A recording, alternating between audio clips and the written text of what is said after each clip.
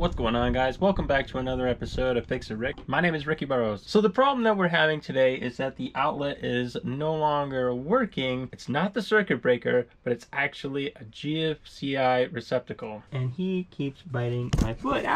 Every single kitchen, whether it's in a house or an RV, and has an extra receptacle that will trip, so it protects your equipment, it protects you from drawing too much power and causing damage. So a GFI is going to look exactly like this, except it's going to have two buttons on here, one for reset and one for test. This one doesn't have any buttons, so let's keep looking around. Now, the only other place that could have a GFI is in your bathroom. Is right over here where it says reset.